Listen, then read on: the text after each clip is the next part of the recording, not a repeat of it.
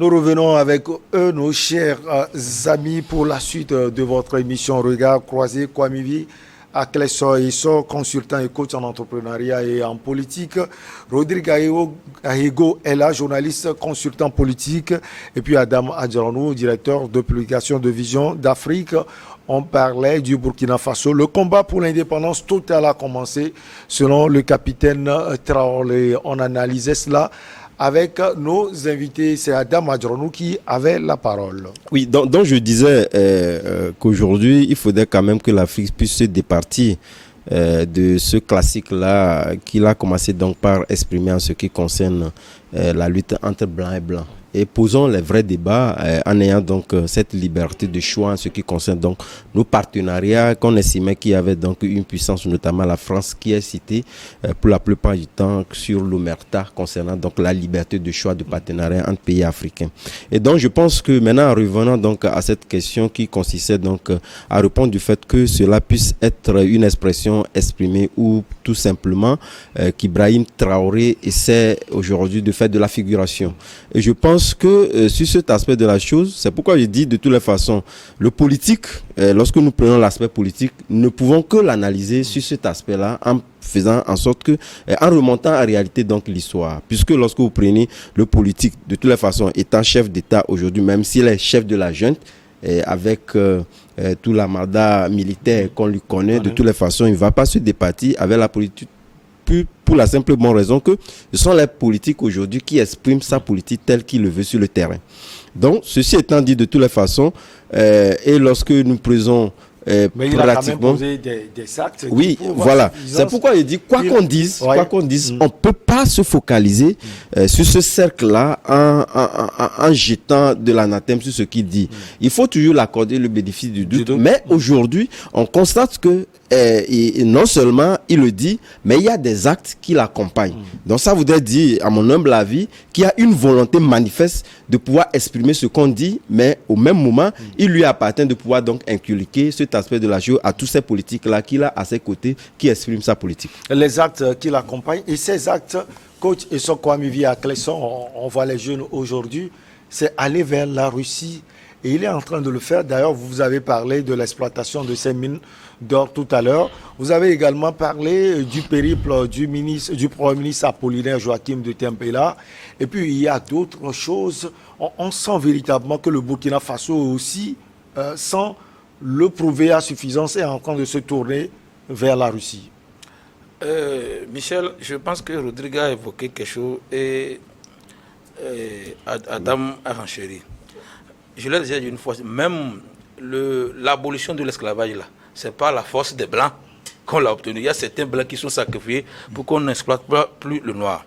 Maintenant, le problème, c'est que quand le président ou le chef de la junte ose employer l'indépendance, c'est que ça ramène quelqu'un qui est un impérialiste. C'est-à-dire que ça voudrait dire qu'il y a un impérialiste qui est venu et qui a pris en assaut votre liberté qu'on soit là. Ici, si c'est ce qu'il dit, parce que les blancs, je pense que la plupart des leaders africains l'ont dit par le passé, les écrivains, le blanc n'a qu'un seul ami, l'argent. C'est-à-dire que quand il vient là, le blanc ne vient pas pour que l'Afrique gagne 50-50. On doit enlever ça dans la tête. Parce que peut-être il faut savoir aussi chercher l'argent. Oui, quand vous êtes sur le partenariat gagnant-gagnant, vous trouvez l'argent. Michel, mais on ne peut pas prendre 80% et demander au pays de prendre peut-être 20%. C'est ce que les blancs font. Le problème est, vous ne comprenez pas, si l'Afrique arrive à transformer les diamants, ça aussi c'est un problème, on transforme. Mais quand on transforme, qui va acheter? Nous ne sommes pas capables même d'acheter. Ces bijoux sont payés par les jeunes américains et les jeunes européens qu'on soit là. Même si on transforme ici, on ne peut pas l'acheter. Le souci c'est que tout vient des gens, tu viens d'eux, ils transforment, ils nous revendent, l'argent va chez eux. Rodrigue a parlé également d'entreprises peut-être au Bénin. Vous voyez, c'est au niveau de la Chine, et comme il a dit qu'on peut voir ça, mais ici en Afrique, il n'y a aucune contrainte. Les gens là, ils viennent, ils rapatrient encore l'argent ici, ça va. Alors qu'en Chine ou le Maroc et consort là, vous prenez l'argent, vous réinvestissez dans l'économie. Mais ils ramassent l'argent, ils repartent. C'est que ça ne profite à rien. Ils ont seulement tourné les choses. Ce que je suis en train de dire, si on a demandé s'il y a des gens, est-ce qu'on est prêt pour le faire? Moi, je pense que si nous avons toutes les mêmes têtes, c'est que Dieu a mis le cerveau dans la tête de tout le monde, ce n'est pas magique que les Blancs soient arrivés là-bas, là où ils sont. Nous aussi, il y a des compétences qu'on faisait, il y a des choses. Il y a notre médecine traditionnelle qui arrive à guérir des gens sans employer ce que les Blancs font. Ça veut dire qu'il faut être organisé pour qu'on y arrive. D'un côté. Et ça, c'est la responsabilité de. Il les a cités. Oui. Il dit les chefs d'État. Oui, les chefs d'État, souvent. On a tendance, il y a l'économie libre que les Blancs utilisent. Souvent, nous pensons que les chefs d'État doivent vous donner le OK ou doivent être la cheville ouvrière des choses. Alors que souvent, les pays développés, ce n'est pas comme ça. Il y a une liberté d'économie qu'on fait. Aux États-Unis, par exemple, l'État ne s'ingère pas directement dans les affaires. Maintenant, c'est quand l'entreprise ou la succursale ou la multinationale a un problème avec ses partenaires que l'État intervient pour regarder cette multinationale. Mais ici, nous demandons que l'État intervienne à tout. Or, c'est la forme. L'État a déjà placé la forme. Voyez, je dis, allez sur le terrain, sur les entrepreneurs qui ont ouvert, la moitié ferme toujours. Parce qu'en réalité, nous ne sommes pas préparés pour faire des choses et consommer nous-mêmes. Le Togo est à 8 millions d'habitants. Mais si 44 millions de Togolais fabriquent un produit, est-ce qu'on peut consommer ces produits au Togo? Si c'est non, le Togo ne peut pas devenir un pays riche en comptant sur la consommation des Ghanéens. La Chine est là-bas aujourd'hui parce que la Chine a un marché intérieur développé. Donc si nous-mêmes, on transforme et qu'on peut consommer, on n'a plus besoin des autres. Mais si nous transformons et que c'est les autres qui doivent consommer, c'est le problème qu'on a. C'est ça aussi. Singapour s'est développé parce que Singapour a mis en place le secteur tertiaire, le service. Ils sont développés dans l'histoire de services et consoles là. Je prends l'exemple des services. Vous voyez, aujourd'hui au Togo, tu peux avec Timoni ou Flou, tu peux faire des activités. Mais Singapour n'a pas de ressources qui le permettent. C'est uniquement ce qu'il a développé. Chez nous ici, je dis qu'on attend d'abord. Les gens disent que l'État doit les financer. C'est la première des choses. En plus, quand il produit, il dit que l'État doit consommer ce qu'il produit. Donc, on attend tout de l'État. C'est ça le problème. Moi, je parle de Burkina Faso. J'ai des amis, j'ai des frères, j'ai des parents qui creusent depuis 20 ans, 10 ans des forages au Burkina. C'est que depuis ils sont là, ils font leur marché. J'ai même un ami architecte qui travaille à Bobo. C'est ce qu'il fait. Ce n'est pas aujourd'hui qu'il y a problème d'eau et il y a ça déjà. Mais moi, ce que je dis, quand on veut redonner l'espoir à la population, on peut utiliser liberté. Quand on dit que l'indépendance n'existe pas, quand l'étranger s'infiltre dans ton organisation, c'est qu'il n'y a plus l'indépendance. C'est là où je suis. Puisque les gens se demandent des fois si le Togo est indépendant ou pas. Mais quelle raison on donne? On dit qu'on ne peut pas dire patata. Mais si le Togo laisse et que les autres viennent, ce n'est pas que la France, il faut que c'est 5 pays qui font ça. Il y a la France, les États-Unis, la Chine, la Russie et l'Angleterre. Tous ces pays-là, ils font du manière de l'autre. L'autre vient faire contrôle avec toi, il part et l'autre vient. Nous, ils sont, je pense en français, on dit bleuis ou bien faire des choses comme ça. Donc, moi, ce que je dis, il faudrait qu'on apporte vraiment le changement sans baser ça sur quelqu'un. On a des gens, des compétents. J'ai appris la dernière fois que la Côte d'Ivoire a jusqu'à 3000 docteurs qui chôment. Donc, ces docteurs-là, on a les spécialistes dans des domaines où ils peuvent s'en sortir. Donc, pour dire que je suis un peu mal à l'aise si chaque fois nos dirigeants pensent que la Russie est la force propice pour nous, pour déclencher, parce que regarde quelque chose, si au moins on avait les contrats là, qu'on peut lire ce que le contrat avec la France donne et ce que le contrat avec... Et sans oublier que ce n'est pas que l'Allemagne aussi avait ce contrat avec des mines au Burkina, donc on devait voir ces données là pour savoir, voilà là, mais moi ce que je sais, aucun pays ne vient en Afrique pour faire de la figuration. Alors, Rodrigue, j'ai envie qu'on file en Djamena, mais je sais que vous voulez ajouter quelque chose en quelques secondes. Oui. Sur le Burkina. La question d'indépendance en question qui revient avec insistance, ça m'indispose un tout petit peu. Ça dépend de la compréhension qu'on donne à l'indépendance, je le dis. Si par exemple aujourd'hui on dit que Rodrigue est indépendant, ça implique beaucoup de choses. Si on le dit sur papier et que les facteurs qui doivent démontrer que Rodrigue est indépendant ne sont pas réunis, il n'y a pas d'indépendance. Tu n'es pas indépendant? Il n'y a pas d'indépendance. Donc, quand celui-là qui parle d'indépendance totale, il n'est pas sorti d'un sommeil profond, comateux, pour dire ce qu'il ne comprend pas ou ne maîtrise pas. Vous voyez, il a parlé comme un homme de terrain. Il a cité ce qu'il a vu. Et il a demandé jusqu'aux leaders de partis politiques, allez voir. C'est l'essence de l'emploi de l'indépendance dont il parle. Être indépendant, c'est être souverain d'un pouvoir qu'on a. On parle d'indépendance dans des pays dans lesquels les peuples n'élisent pas leurs dirigeants. Il y a des mascarades électorales tout le temps. Vous mettez l'indépendance dans quoi? On parle d'indépendance lorsque, par exemple, la force de votre monnaie est décidée ailleurs. Le Burkina Faso est reconnu comme l'un des pays où les élections sont claires et nettes. Je cite des éléments. Laisse-moi aller. Est-ce que on met l'indépendance dans ça? Aujourd'hui, ce qu'on inculque à nos jeunes, parce que les gens sont en train de faire la publicité aujourd'hui à l'homosexualité, et on a remplacé rapidement le programme du système éducatif dans nos États. Aujourd'hui, dans nos pays, est-ce qu'on parle encore de papa et maman? Non, on parle de parents. Et on dit clairement aux enfants que 2 femmes peuvent être parents, 2 hommes peuvent être parents. Notre constitution a rejeté ça. Est-ce que vous parlez de... Tu es dans les APC, tu as lu les livres de nos enfants. Oui. Non, moi je dis, pour faire un débat, il faut avoir les éléments sur lesquels tu te bases pour affirmer des choses. Je dis, allez lire les livres sur la base desquels on éduque nos enfants. L'indépendance, c'est dans ça. Où sont nos valeurs? Nous avons des valeurs. Il a justement parlé de ces valeurs. Nous avons des valeurs. Donc il a insisté sur la culture de ces valeurs-là. Aujourd'hui, ici, les gens pillent l'argent du contribuable. C'est pour aller faire quoi? Se faire soigner à l'extérieur. Aller renforcer leurs comptes dans les paradis fiscaux. Et quand ils meurent, les Blancs vous disent, eux, ils sont intelligents, ils ont besoin de sous pour développer leur pays. Ils disent, nous gélons.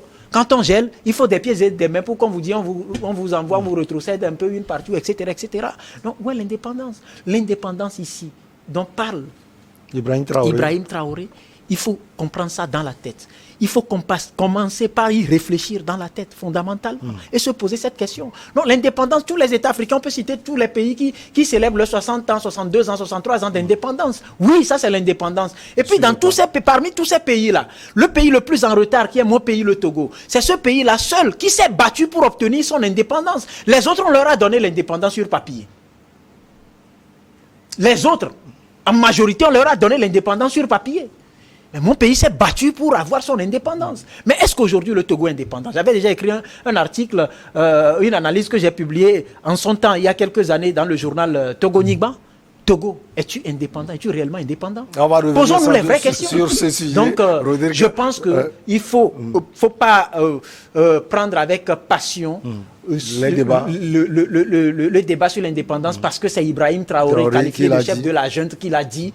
Mais il faut s'interroger en tant qu'Africain pour voir là où nous sommes réellement indépendants, pour qu'on puisse en débattre. Et sans quoi, Mivia, quels sont vos...